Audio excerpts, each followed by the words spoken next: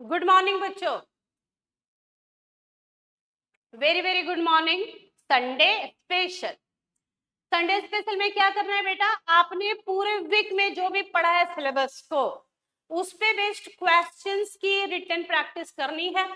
बहुत बच्चों की ये समस्या है कि मुझे क्वेश्चन तो समझ में आ जाता है, प्रोविजन भी समझ में आता है, भैया लिखना क्या है, पर लिखना क्या ये नहीं आता, कैसे लिखना ये नहीं आता। व्हाट टू रीड पता है, व्हाट टू राइट पता है, पर हाउ टू राइट नहीं पता। तो आज की क्लास में हम लोग हाउ टू राइट की बात करेंगे। कुछ क्वेश्चंस को जो अभी आपने मैनेजमेंट एडमिनिस्ट्रेशन का इस वीक में पढ़ा, इस वीक में आपने मैनेजमेंट एडमिनिस्ट्रेशन में सेक्शन 88 पढ़ा है रजिस्टर ऑफ मेंबर्स का, 89 पढ़ा है बेनिफिशियल ऑनर के डिक्लेरेशन का, 90 पढ़ा है register of significant beneficial owner का, सेक्शन 91 में क्लोजर ऑफ रजिस्टर की बातें करी हैं, सेक्शन 92 एनुअल रिटर्न का है, सेक्शन 93 डिलीट हो चुका है जो टॉप 10 शेयर होल्डर्स के रिटर्न का था, section 94 place of keeping books है कि भाई बुक्स को रखते कहाँ है, रजिस्टर को रखते कहाँ है, आपने रिटर्न्स को कहाँ रखते हैं, मिनट्स को कहाँ रखते हैं। सेक्शन 95 प्राइमा फेसी एविडेंस था कि आप जो ये रजिस्टर मेंटेन कर रहे हैं, रिटर्न्स मेंटेन कर रहे हैं, मिनट्स मेंटेन कर रहे हैं, ये प्रूफ है कि आपकी यहाँ ये घटनाएं हुई हैं, तो ही आप रजिस्टर मेंटेन कर रहे हैं। सेक्शन 96 में हमने जनरल मीटिंग की बातें की। हमने कहा कि कंपनी में दो तरीके की मीटिंग होती है, एक मेंबर्स की मीटिंग जिसको जनरल मीटिंग बोलते हैं, दूसरी डायरेक्टर्स की मीटिंग जिसको बोर्ड मीटिंग बोलते हैं। जनरल मीटिंग दो तरीके की होती है, annual general meeting, extraordinary general meeting.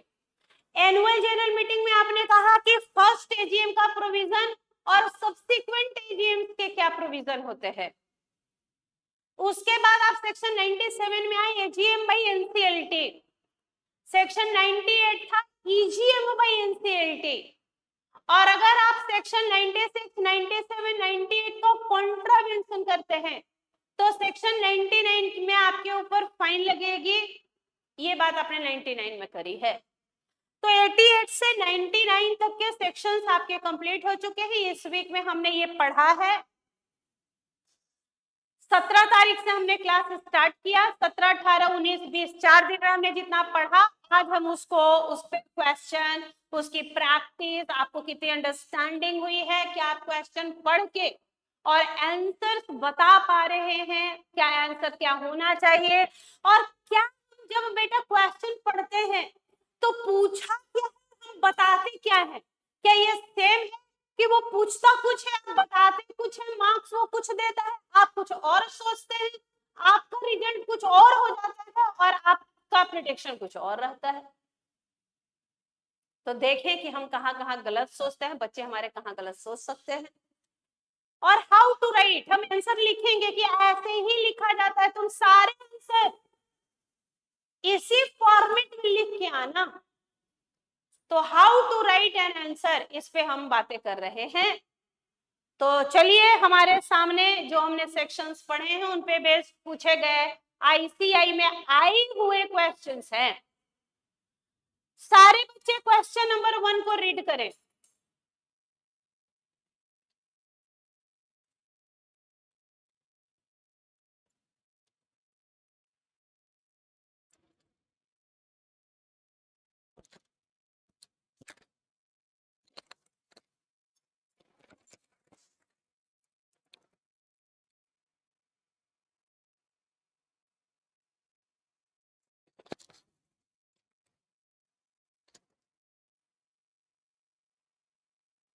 Tulip garden limited एक कंपनी है, लिमिटेड है, नाम के अंत में लिखा हुआ, जाहिर सी बात है एक पब्लिक कंपनी है।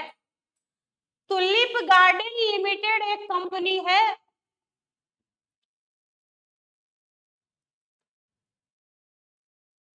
जो मेंटेन करती है register of member eight registered office in Mumbai. Tulip limited एक कंपनी है, नाम से ही लग रहा है कि लिमिटेड कंपनी है, मतलब एक पब्लिक कंपनी है जो अपने रजिस्टर ऑफ मेंबर को रजिस्टर्ड ऑफिस में रखती है। तो भाई रजिस्टर ऑफ मेंबर कहाँ रखना, रजिस्टर्ड ऑफिस में, तो ये भी रखती है। Group of member residing in Kolkata wants to keep the register of member at Kolkata. एक कंपनी है टुलिप गार्डन लिमिटेड, जिसका जो अपने रजिस्टर ऑफ मेंबर को अपने रजिस्टर्ड ऑफिस में रखती है। रजिस्टर्ड ऑफिस है मुंबई। ग्रुप ऑफ मेंबर जो है वो कोलकाता में रहते हैं और वो चाहते हैं कि रजिस्टर ऑफ मेंबर कहाँ रखा जाए, कोलकाता में। To keep the register of member at Kolkata, वो चाहते हैं कि रजिस्टर ऑफ मेंबर कोलकाता में रखा जाए। Keeping in view the provision of companies act, अब कंपनीज एक्ट के प्रोविजन को देखते हुए एक्सप्लेन कीजिए कि क्या ये कंपनी जो है टुलिप गार्डन लिमिटेड वो रजिस्टर रिटर्न्स को कोलकाता में रख सकता है। ध्यान से पढ़िए क्वेश्चन, रजिस्टर्ड ऑफिस है मुंबई में, अभी रजिस्टर ऑफ मेंबर मुंबई में है और कुछ मेंबर जो कोलकाता में रहते हैं वो चाहते हैं कि रजिस्टर ऑफ मेंबर कोलकाता में मेंटेन हो। दूसरा, वेदर मिस्टर रिच एक डायरेक्टर है जो होल्ड कर रहे हैं शेयर, मतलब ये शेयर होल्डर भी है क्या, ये डायरेक्टर क्या कंपनी का शेयर होल्डर भी है क्या, बोल रहे हैं हाँ, एक डायरेक्टर है जो कंपनी के शेयर होल्ड करे यानी शेयर होल्डर भी है। कितने शेयर, 400 शेयर, 4000 रुपए का, हैज राइट टू इंस्पेक्ट। तो एक डायरेक्टर है जो शेयर होल्डर भी है, तो क्या उसको राइट है कि वो रजिस्टर्स रिटर्न्स को इंस्पेक्ट कर सकता है। यानी ध्यान से देखें बेटा, तो क्वेश्चन किस चीज का है, क्वेश्चन सेक्शन किस सेक्शन का है, टाइप करके मुझे बताएं जो बच्चे क्लास देख रहे हैं, कि एक कंपनी है टुलिप गार्डन लिमिटेड जो इसका रजिस्टर्ड ऑफिस मुंबई में है, वो रजिस्टर ऑफ मेंबर मुंबई में रखती है, उसके कुछ ग्रुप ऑफ मेंबर कोलकाता में रिसाइड करते हैं, वो चाहते हैं कि कंपनी का जो रजिस्टर रिटर्न है वो कोलकाता में मेंटेन हो। तो क्या ये पॉसिबल है, तो क्या प्रोविजन है इसका। दूसरा, कंपनी का एक डायरेक्टर है, नाम है मिस्टर रिच, वो 400 शेयर होल्ड करता है, मतलब वो डायरेक्टर कम शेयर होल्डर भी है कंपनी का। तो क्या उसको अधिकार है कि वो इंस्पेक्ट कर सकता है रजिस्टर ऑफ मेंबर। तो इंस्पेक्शन के बारे में, एक्सट्रैक्ट के बारे में, कॉपी लेने के बारे में कुछ प्रोविजन पढ़ा है कि नहीं आपने सेक्शन 94 के अंदर, याद आ सेक्शन 94। तो चलिए मुझे प्रोविजन बताइए, तो पहले तो बताइए सेक्शन क्या है, सबसे पहले सेक्शन क्या है वो तो मैंने बोल दिया, सेक्शन है 94 place of keeping books of account. क्या प्रोविजन बेटा, कि एक कंपनी को अपना कहाँ रखना है रजिस्टर रिटर्न मिनट्स, कहाँ रखना है रजिस्टर्ड ऑफिस। क्या any other place in India रख सकते हैं, कहाँ, where greater than 1/10 member resides by passing SR in GM, जहां 1/10 से ज्यादा मेंबर रिसाइड करते हैं। तो मैंने आपको कहा कि हो सकता है कि एक से ज्यादा प्लेस में 1/10 से ज्यादा मेंबर रिसाइड करते हो, तो उस केस में क्या पास करना पड़ेगा, SR, special resolution in general meeting, और फिर हम जो है बुक्स को रख सकते हैं। तो यही प्रोविजन तो लिखना होगा ना बेटा, कि according to section 94 of the companies Act 2013 a company is required to maintain its register of member at registered office, but it can keep its register of member to any other place in India where greater than 1/10 member resides by passing SR in GM। यही है provision, और उसके आधार पर analysis पहले बताएंगे provision और फिर बताएंगे एनालिसिस एंड कंक्लूजन, कि अगर यहाँ पे भी टुलिप्स गार्डन लिमिटेड में 1/10 से ज्यादा मेंबर कोलकाता में रहते हैं, तो वो आप रजिस्टर ऑफ मेंबर्स को कोलकाता में रख सकते हैं, कोई दिक्कत नहीं है। दूसरा प्रोविजन बेटा, कि एक डायरेक्टर है जो कि 400 शेयर होल्ड करता है, मतलब डायरेक्टर कम शेयर होल्डर है, तो क्या वो रजिस्टर ऑफ मेंबर इंस्पेक्ट कर सकता है, मुझे बताइए इंस्पेक्शन के बारे में क्या नियम था बेटा, इंस्पेक्शन एक्सट्रैक्ट और कॉपी के बारे में रूल था, बताओ मुझे। बता बेटा।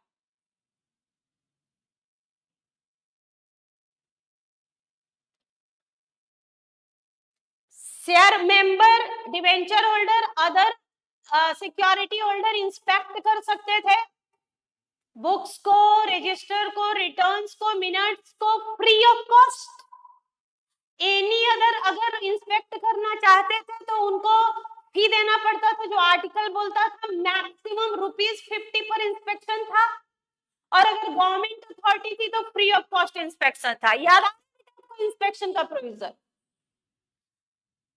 तो एग्जामिनेशन में लॉ का पेपर कभी भी डिफिकल्ट नहीं होता, लेंदी, ट्रिकी, कॉन्सेप्चुअल हो सकता है, पर पेपर हमेशा इजी होता है, हमेशा इजी होता है। अगर मुझे कॉन्सेप्ट आता, आप देखो ना, अगर आपको कॉन्सेप्ट क्लियर है तो you are just in a position to write answer of any question. और अगर आपको प्रोविजन नहीं आता है तो फिर नहीं लिख सकते।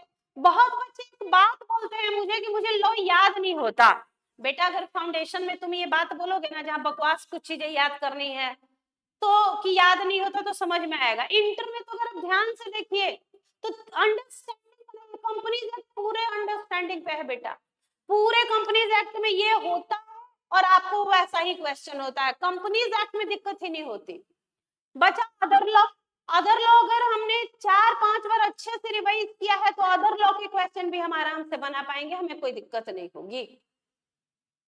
लेकिन इसके लिए बनाना होगा, इसके लिए writing practice from very beginning. आप संडे संडे संडे संडे भी केवल राइटिंग प्रैक्टिस करो और हर दिन एक भी क्वेश्चन केवल कॉपी में लिखो, तो अभी से लेकर एग्जामिनेशन तक कम से कम 200 क्वेश्चन तो हम हैंड रिटन प्रैक्टिस कर लेंगे।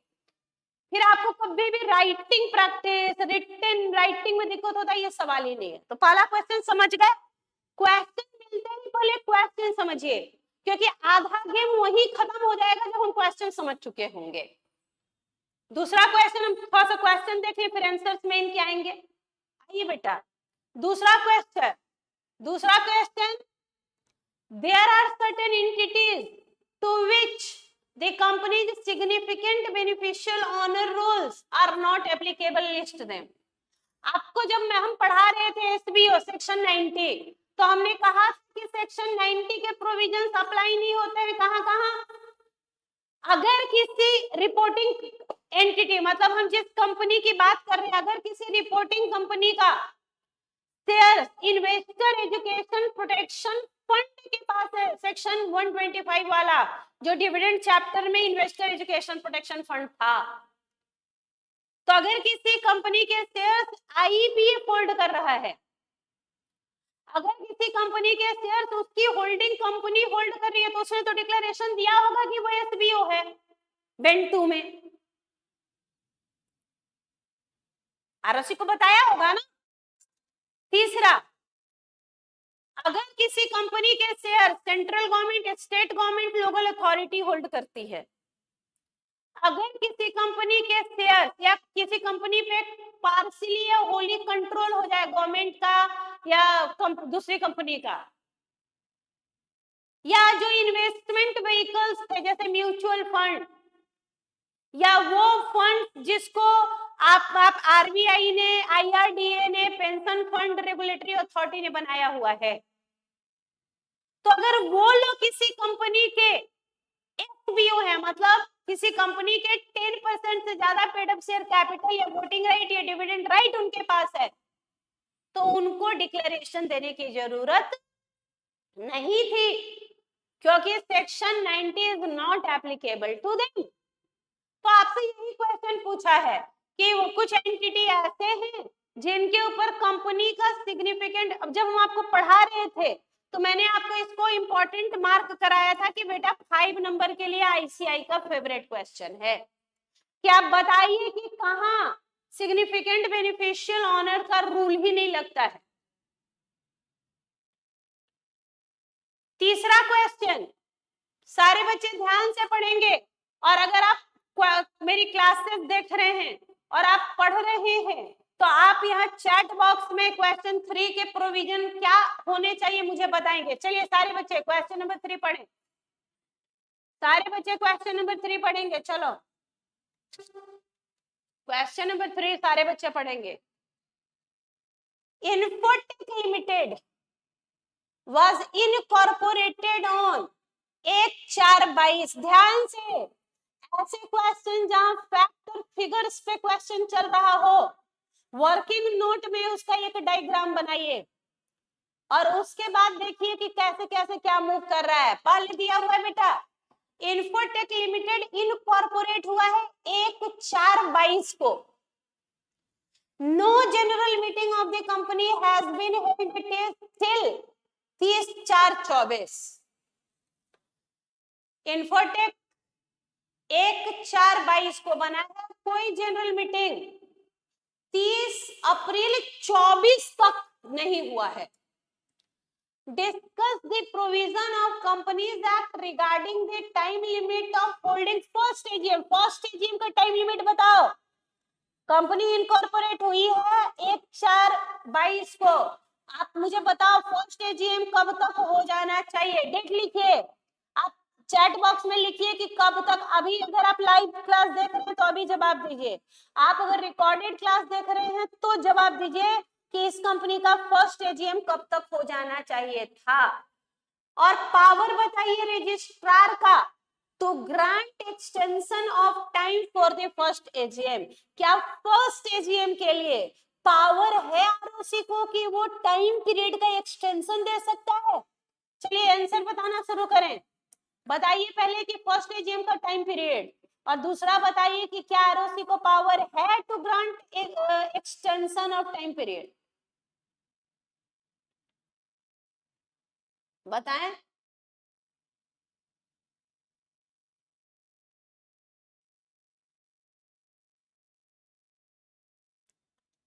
Question number 3,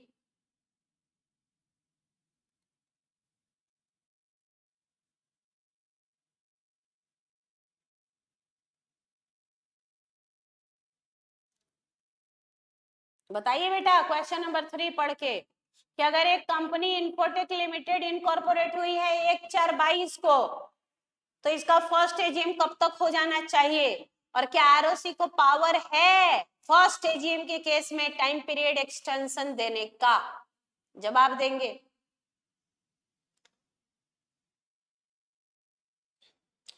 first AGM with in 9 months from the end of first financial year हो जाना चाहिए था। यही पढ़े थे क्या बेटा? अगर एक कंपनी 1 अप्रैल को बनी है, अगर एक कंपनी 1 अप्रैल 1/4/22 को बनी है, तो इसका बताओ फाइनेंशियल ईयर एंड कब होगा? इस कंपनी का फाइनेंशियल ईयर एंड कब होगा? 31 मार्च 23 को। Do you agree? अगर एक कंपनी 1/4/22 को बनी है तो इसका फर्स्ट फाइनेंशियल ईयर 31 मार्च 23 को खत्म होगा। वहां से 9 months, वहां से 9 months, within 9 months, within 9 months, within 9 months कब तक होगा बेटा? 31/12/23 तक, यानी 31 दिसंबर 23 तक फर्स्ट एजीएम हो जाना चाहिए। क्या प्रोविजन है फर्स्ट एजीएम का? फर्स्ट फाइनेंशियल ईयर एंड होगा, तो कंपनी 1/4/22 को बनी है तो उसका फर्स्ट फाइनेंशियल ईयर कब खत्म होगा बेटा? 31 मार्च 23 को। वहां से के अंदर with in 9 months from end of first financial year first AGM हो जाना चाहिए। तो अगर 31 मार्च 23 को फर्स्ट फाइनेंशियल ईयर खत्म हुआ, वहां से 9 months, वहां से 9 months मतलब 31 दिसंबर 23 तक फर्स्ट एजीएम हो जाना चाहिए। और अगर आपको याद हो प्रोविजन सेक्शन 96 का, तो फर्स्ट एजीएम के केस में ROC has no power to grant extension of time period. First AGM में टाइम पीरियड एक्सटेंशन आरओसी नहीं दे सकती। सब्सिक्वेंट एजीएम के केस में स्पेशल रीजन है तो मैक्सिमम 3 months का टाइम पीरियड का एक्सटेंशन आरओसी दे सकती है। कब? स्पेशल रीजन हो तो और सब्सिक्वेंट एजीएम हो तो। फर्स्ट एजीएम के केस में आरओसी को टाइम पीरियड एक्सटेंशन का कोई पावर नहीं है बेटा।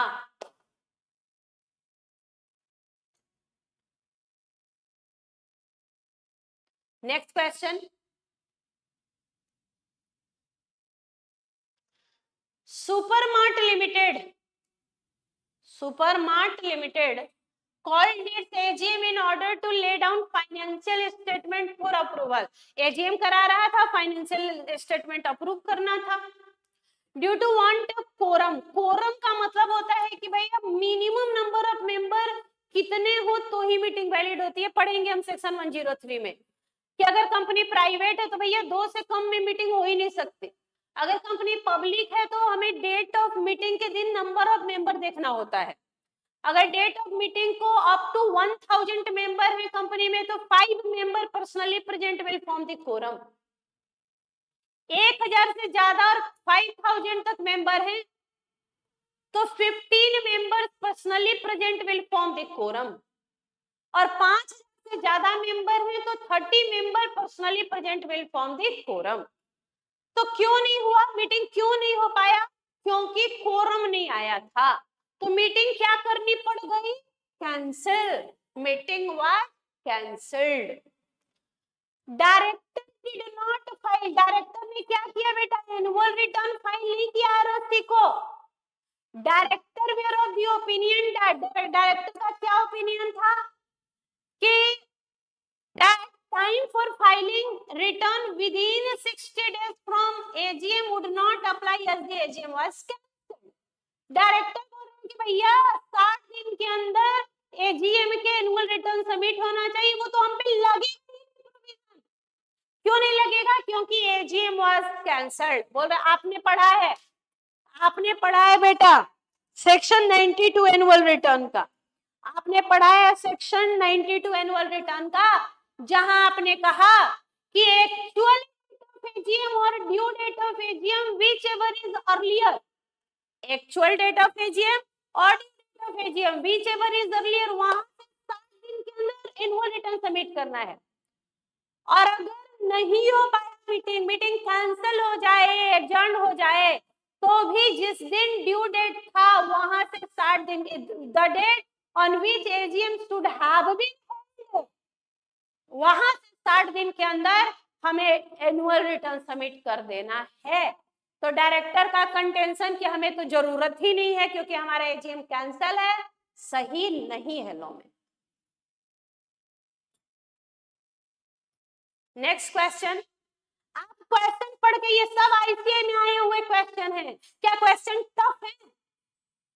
अगर हमने प्रोविजन को ऊपर ऊपर से पढ़ा है तो जाहिर सी बात है टफ तो लगेगा, लेकिन अगर हम एक एक प्रोविजन को कॉन्सेप्चुअली पढ़े और पढ़ते समय हम आपको हमेशा बोलते हैं कि बेटा यहाँ पे ऐसा क्वेश्चन पूछ सकता है कि डायरेक्टर बोल सकते हैं कि हमारा तो एजीएम हुआ ही नहीं, कैंसिल हो गया, एडजर्न हो गया, तो हमें तो रिक्वायरमेंट नहीं है एनुअल रिटर्न सबमिट करने की, वो गलत है। क्वेश्चन नंबर 5 पढ़ेंगे सारे बच्चे, उसके बाद हम लोग राइटिंग प्रैक्टिस शुरू करेंगे कि हाउ टू राइट। ये क्वेश्चन तो तुम समझ गए, लेकिन लिखे कैसे, हम लिखने पे बात करेंगे। हमें आपको पूरा समझाते हुए कि ऐसे लिखा जाता है, लिखेंगे। हम 2 क्वेश्चन लिख देंगे और आप मुझे 2-3 क्वेश्चन लिख के और मुझे सेंड कीजिए आंसर मेरे व्हाट्सएप चैनल पे। हाय का मैसेज कीजिए मेरे व्हाट्सएप चैनल पे 7291010463 पे और मुझे अपने आंसर भेजिए। हम हर संडे आपका चेक करके आपको बताएंगे कि बेटा यहाँ सुधारो, यहाँ सुधारो, ये गलती है, ऐसे सुधारो। और अगर ऐसा करने के बाद ये लॉ में आप अच्छा नहीं करते हैं तो फिर आप खराब करना ही डिजर्व करते हैं बेटा, तो फिर खराब कीजिए, क्योंकि अपने साइड से लॉ में हम आपकी जितनी मदद कर सकते हैं वो करेंगे हम, कि हमारा एक एक बच्चा अच्छा करे। लेकिन अगर बच्चा कसम खा ले कि देखते हैं मैडम कैसे, तो फिर थोड़ी समस्या है बेटा।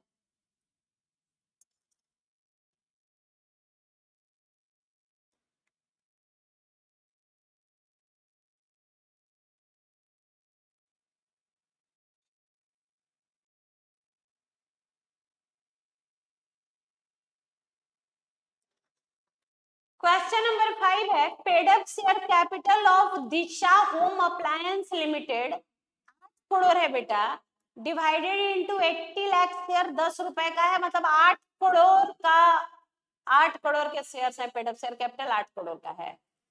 Director would like to know the circumstances under which annual return shall be required to be certified by company secretary in practice। आप मुझे बताइए बेटा, एनुअल रिटर्न सर्टिफाई कब कराना होता है प्रैक्टिसिंग सीएस से?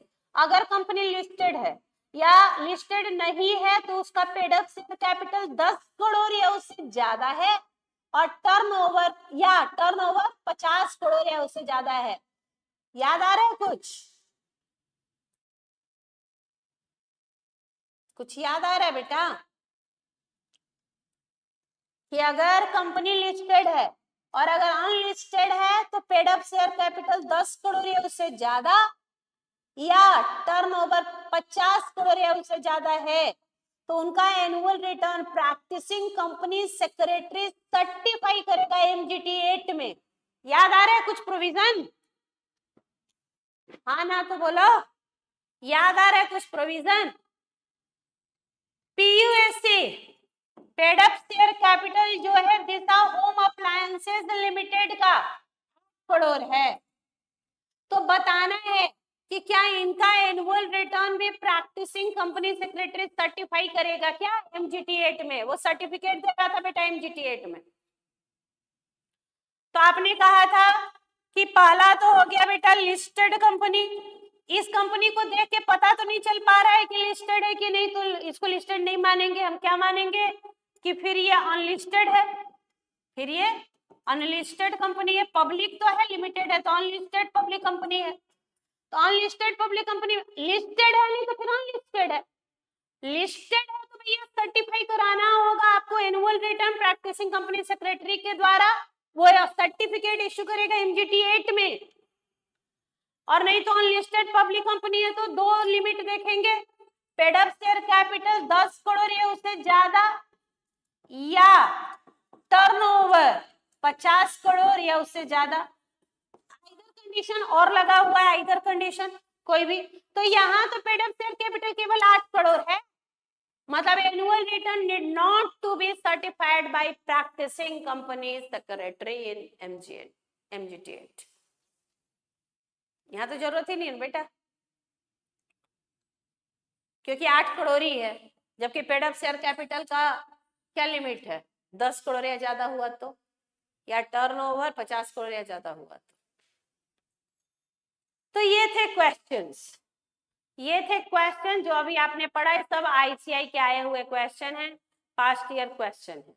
अब how to write answer and what are the points which should be kept in your mind to write while you are writing an answer. अब क्या क्या जब आप आंसर लिख रहे हैं तो अपने दिमाग में किन पॉइंट्स को रखना है, इसको ध्यान में रखते हुए आंसर लिखना शुरू करते हैं। हम लिख देते हैं 1-2 क्वेश्चन का आंसर और बाकी आप मुझे 2 हम लिख देते हैं, 3 आप लिख के बताइए, मुझे भेजिए मेरे व्हाट्सएप पे। आपका हम एक ग्रुप बना देंगे जहां की बच्चे अपना आंसर भेजेंगे। उसे 2 फायदे हैं, पहला तो हम चेक करेंगे, दूसरा जिनको नहीं आता है आंसर वगैरह लिखना, जब उस ग्रुप में बच्चे अपना आंसर भेजेंगे तो वो भी देखेंगे कि अच्छा ऐसे ही लिखते हैं, उनका भी प्रैक्टिस होगा। सबका साथ, सबका विकास, सबका प्रयास होना चाहिए हमेशा। तो चलिए आप आंसर लिखते हैं, आप मुझे हाय का मैसेज कीजिए तो हम आपको अपने व्हाट्सएप ग्रुप में सीए इंटर जनवरी में जोड़ेंगे। नंबर है मेरा, अगर आप मेरे पुराने स्टूडेंट हैं तो नंबर आपको पता है, नंबर बदला नहीं है, मतलब आप कितने भी पुराने स्टूडेंट होंगे मेरे नंबर वही है अभी तक।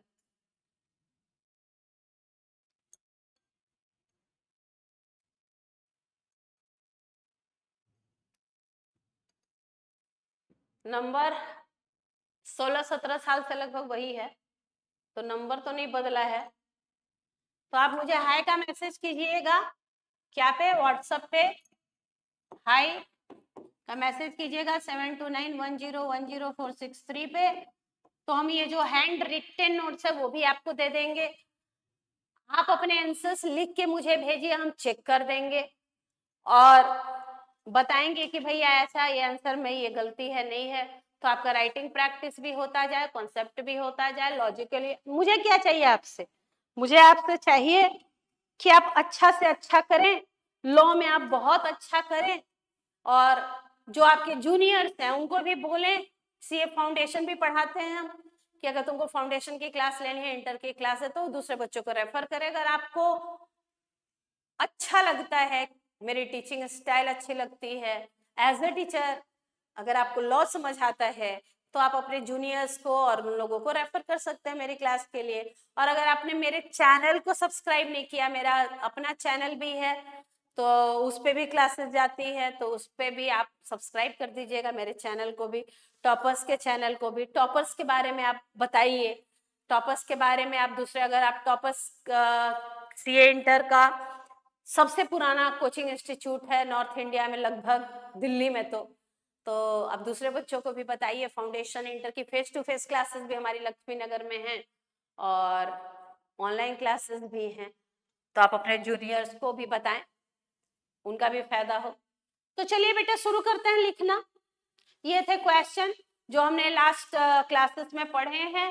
इस वीक में, हर वीक का यही रहेगा, पूरा वीक पढ़ेंगे, 6 दिन पढ़ेंगे, और 7वें दिन क्वेश्चन प्रैक्टिस करेंगे।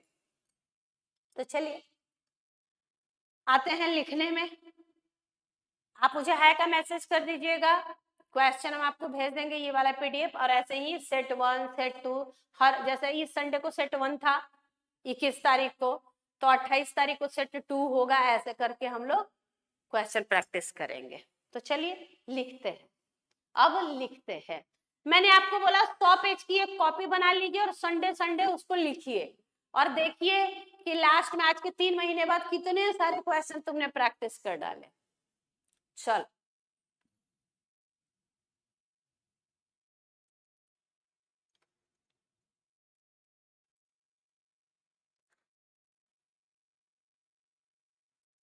राइटिंग प्रैक्टिस,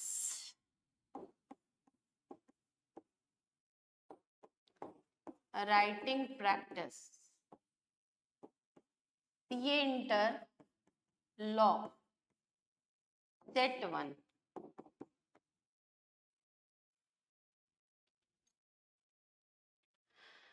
सबसे पहले आपको जो कॉपी मिलेगी एग्जामिनेशन में, उसमें लेफ्ट में मार्जिन खींचा हुआ होगा। आपको जो कॉपी मिलेगी एग्जामिनेशन में, उसमें लेफ्ट मार्जिन खींचा हुआ होगा। आप राइट में 1 सेंटीमीटर अवे मार्जिन खींचिए। आपको जो कॉपी मिलेगी आईसीआई की, उसमें लेफ्ट में मार्जिन खींचा हुआ होगा। आप थोड़ा 1 centimetre away from right corner you should draw a margin line, एक मार्जिन लाइन खींच दीजिए। मैडम क्यों मार्जिन में लाइन खिंचवा दे रहे हैं?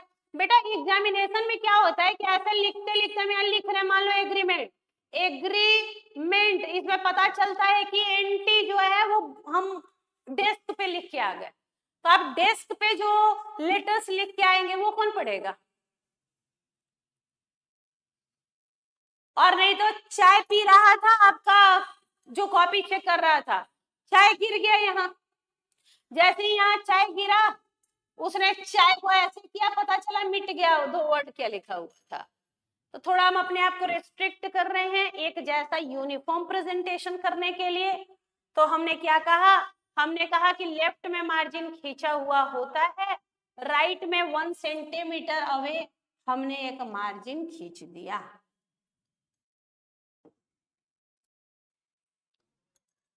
कॉपी में दोनों तरफ मार्जिन हो गया। अब यहाँ पे डालेंगे क्वेश्चन का नंबर। मान लो हम पहला क्वेश्चन लिख रहे हैं, तो लिखेंगे यहाँ क्वेश्चन नंबर 1। लेफ्ट में मार्जिन खींचा हुआ होता है, राइट में मार्जिन खींचिए। उसके बाद लिखिए question number 1 in the left margin, और मिडिल ऑफ द पेज में लिखिए answer to question number 1।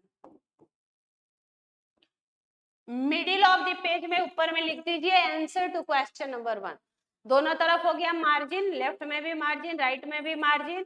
Question का नंबर डालिए लेफ्ट में क्वेश्चन नंबर 1, और मिडिल ऑफ द पेज में लिखिए answer to question number 1। Answer to question number 1।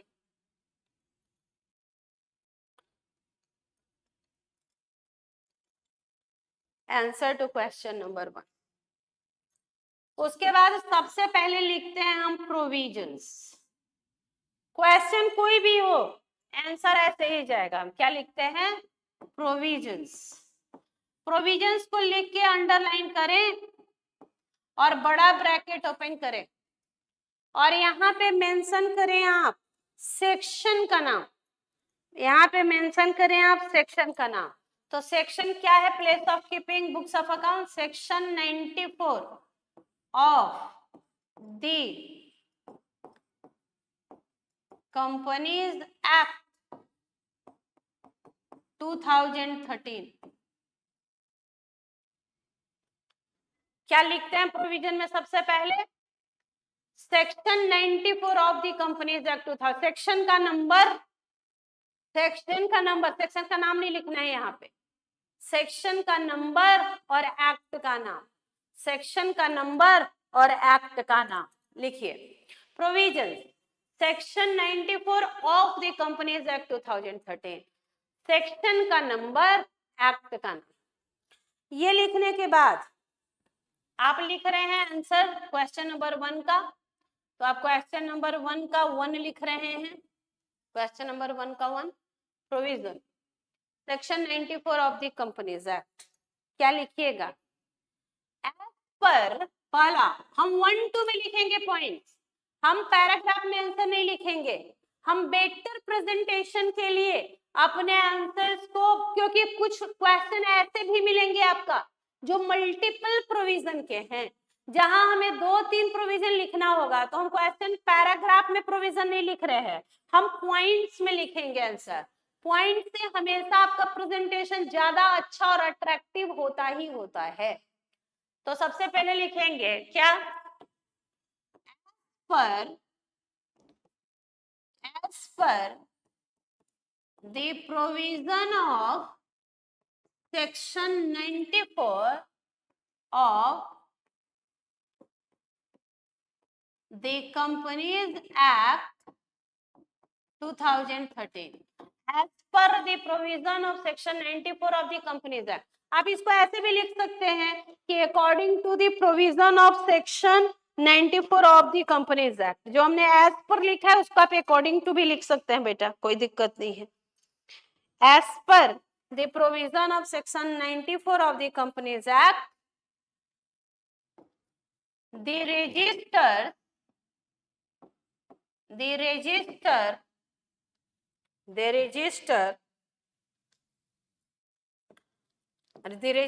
of member under section 88 and annual return under section 92 as per the provision of section 94 of the Companies Act, the register of member under section 88 and annual return under section 92 shall be kept at registered office of the company। कहाँ रखना चाहिए बेटा हमें? Register of member कहाँ रखना चाहिए? shall be kept कहाँ रखना चाहिए हमें? at registered office of the company। कहाँ रखना चाहिए?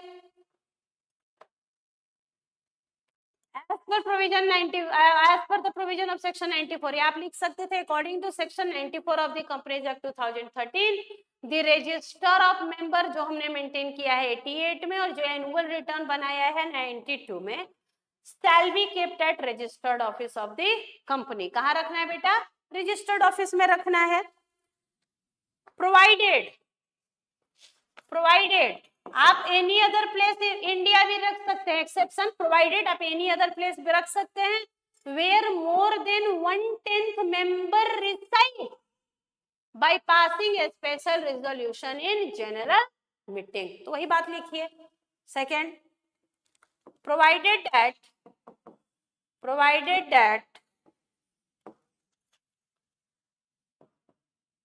register or copies of return may also be kept at any other place in India. ध्यान से, any other place में रखेंगे, in India ही होना चाहिए. Any other place in India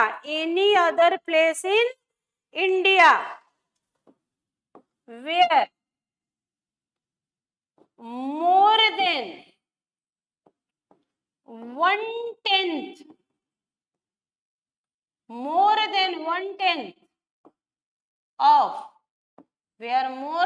1/10 of total members resides by passing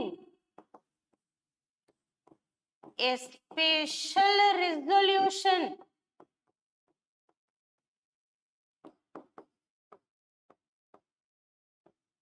in general meeting. Provided, general provision क्या है? Registered office. Exception क्या है? Any other place in India where more than 1/10 of total member resides by passing SR in GN. Provided register or copies of return may also be kept in any other place in India where more than 1/10 of total member resides रहते हैं by passing SR in G. ऐसे points जो आप examiner को दिखलाना चाहते हैं उसको हाईलाइट करने की भी आदत डालिए. वो पॉइंट्स जो आप एग्जामिनर को दिखलाना चाहते हैं, देखो मोर देन 1/10, तो उसको अंडरलाइन करने की आदत डालिए, तो उसको अंडरलाइन कीजिए. Total resides by passing SR in G. Analysis तीसरा. पहला तो दो प्रोविजन हो गया प्रोवाइडेड डेट. अब लिखेंगे हम बेटा analysis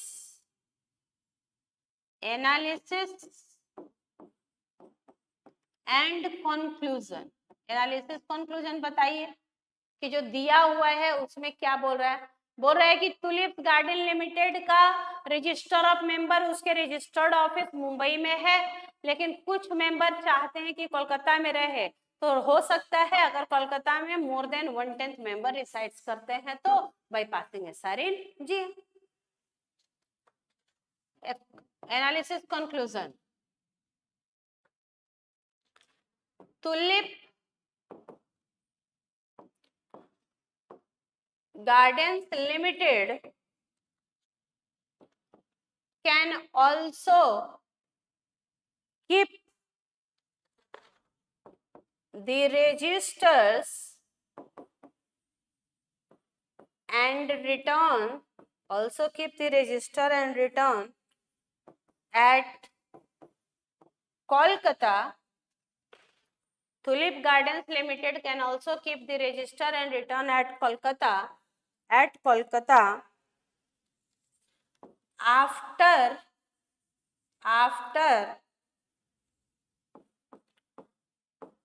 compliance with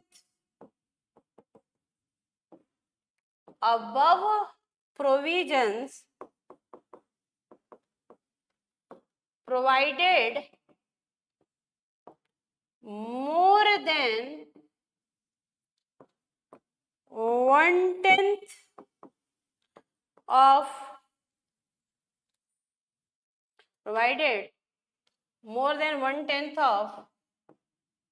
total member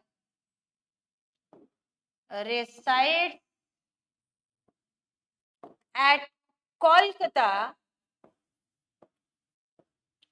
by passing SR in GM। अब यहाँ पे थोड़ा सा ध्यान दीजिएगा, यहाँ जब हम लिख रहे थे ना बेटा एक स्पेशल रेजोल्यूशन, वही ब्रैकेट में SR, और जहाँ जनरल मीटिंग वही GM लिख दीजिए। जब भी ऐसे कुछ बड़े बड़े एब्रिविएशन आए, annual general meeting, AGM bracket में वही लिख लीजिए, सेंट्रल गवर्नमेंट ब्रैकेट में वही लिख लीजिए, और बाकी बार बार उसको यूज कीजिए।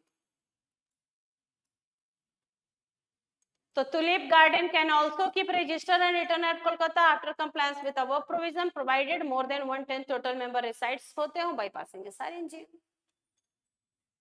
मुझे अब एक चीज बताओ, पढ़ते समय आपने एग्जैक्टली यही तो पढ़ा था, उसी को लिखना था। तो हमेशा दोनों तरफ मार्जिन खींचेंगे, लेफ्ट मार्जिन में क्वेश्चन का नंबर लिखेंगे, मिडिल ऑफ द पेज में लिखेंगे आंसर टू क्वेश्चन नंबर, और उसके बाद सबसे पहले लिखेंगे प्रोविजन, और प्रोविजन को लिखने के बाद 1 2 3 करके प्रोविजन लिखेंगे, क्योंकि एग्जामिनेशन में जो क्वेश्चन पूछ रहा है ICI वो 2-3 चैप्टर मिला मिला के क्वेश्चन भी पूछ रहा है, तो इसलिए हमें प्रोविजंस को पॉइंट में लिखना होगा, हम पैराग्राफ में नहीं लिखेंगे। पूरा प्रोविजन लिखने के बाद एनालिसिस कंक्लूजन में बता दीजिए। अब आपको फाउंडेशन में जब आप छोटे बच्चे थे तो आपको हम लोग बोलते थे गिवन केस लिखो, फैक्ट लिखो, अभी आपको नहीं लिखना, अभी आपको पता चला कि 2 पेज का क्वेश्चन है तो क्या फैक्ट लिखोगे, तो आप प्रोविजंस लिख दो पूरी कहानी पॉइंट वाइज, और आप आंसर में लिख दो बेटा एनालिसिस कंक्लूजन में कि ये होना चाहिए, आपके अनुसार ये होना चाहिए, प्रोविजन ये होता है मेरे अनुसार भैया ये होना चाहिए, बात ही खत्म। उसके बाद इसी में क्वेश्चन नंबर 2 था कि क्या एक डायरेक्टर है जो शेयर होल्डर भी है, क्या वो इंस्पेक्शन कर सकता है रजिस्टर ऑफ मेंबर का? हाँ, शेयर होल्डर जो है, मेंबर जो है, debenture holder, other security holder, वो बिजनेस आवर के दौरान फ्री ऑफ कॉस्ट इंस्पेक्शन कर सकते हैं, तो यही लिखना है आपको कि चूंकि ये शेयर होल्डर है तो फ्री ऑफ कॉस्ट। तो चलिए सेकंड का आंसर भी लिख दीजिए, इसका सेकंड पॉइंट, इसका सेकंड पॉइंट भी लिख दीजिए। तो आपका क्वेश्चन कंप्लीट हुआ जिसमें 2 क्वेश्चन थे।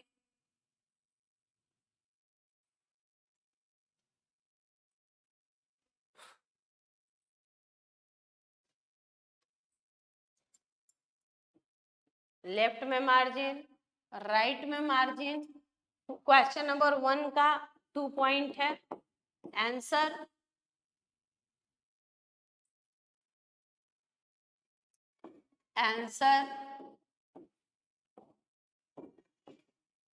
तो क्वेश्चन नंबर 2, 1 का ही 2 लिख रहे हैं।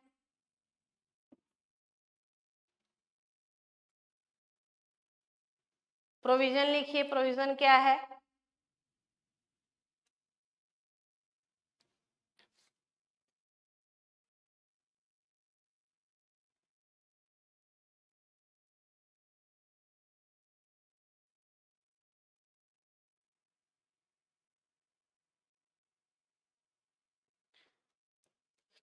प्रोविजन क्या था क्वेश्चन? क्वेश्चन था कि एक मिस्टर रिच हैं, वो डायरेक्टर हैं, वो कंपनी के 400 शेयर होल्ड किए हैं, मतलब शेयर होल्डर भी हैं, तो क्या उनको अधिकार है कि वो रजिस्टर ऑफ मेंबर इंस्पेक्ट कर सकते हैं? तो आप लिखिए प्रोविजन सेक्शन 94 ही है।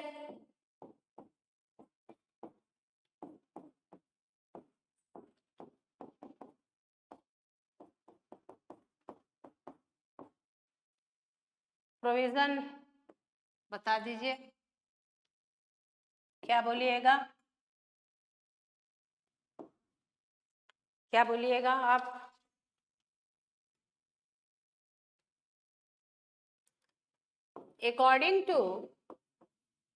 according to section 94 subsection 2 of the Companies Act,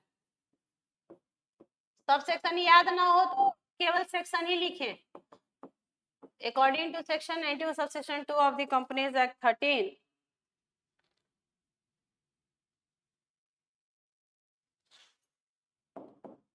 register of member copies of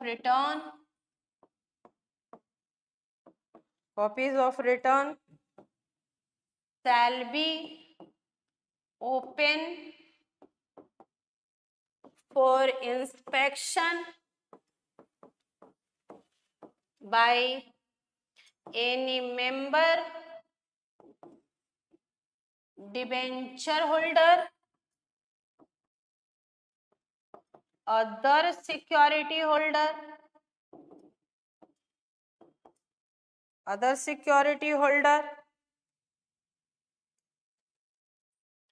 और beneficial owner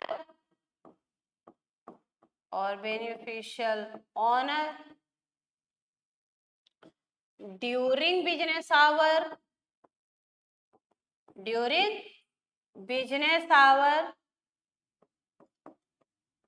free of cost. During business hour free of cost, या free of cost मतलब without payment of any fee or by any person on payment of prescribed fee.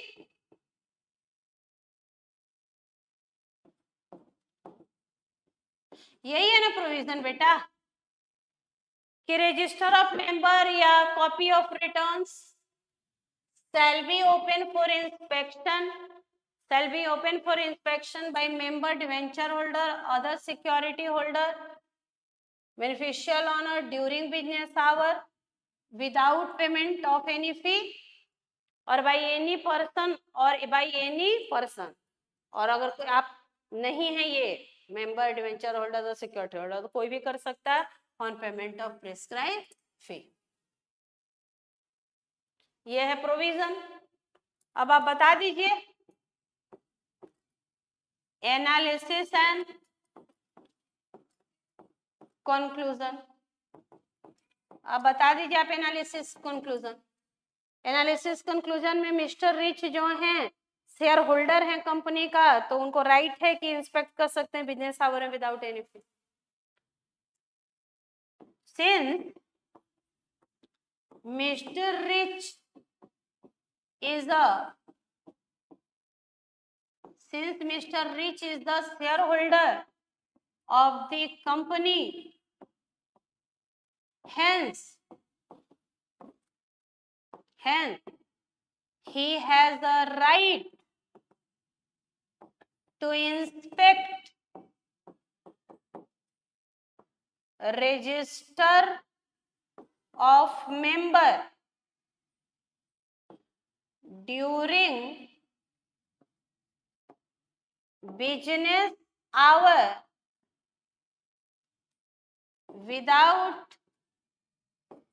without any payment of fee।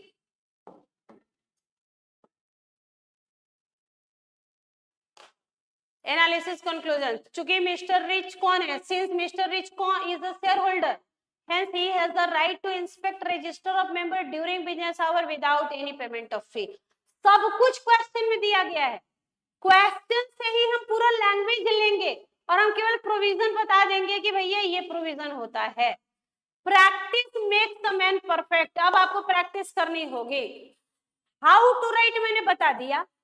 अब आप एक काम कीजिए, जितने question हैं चारों का आंसर मैंने भी डिस्कस किया है, आप लिखना शुरू कीजिए और लिख के मुझे व्हाट्सएप पे भेजिए। हम हर बच्चे का कॉपी चेक कर देंगे, संडे, और उसके बाद हम आपको बताएंगे कि बेटा और इसमें क्या इंप्रूव करना है, क्या गलती है। ये करना पड़ेगा बेटा। पूरा वीक जो पढ़ेंगे 6 दिन, 7वें दिन उसको राइटिंग प्रैक्टिस डालिए। हर बार राइटिंग प्रैक्टिस करते रहिएगा पूरे वीक में। बहुत ज्यादा नहीं तो 7 क्वेश्चन भी लिख दिए पूरे वीक में, तो तुम सोचो अभी आपके पास जितने वीक मिलेंगे, कम से कम अभी आपको मिलने वाले हैं 12 वीक के करीब।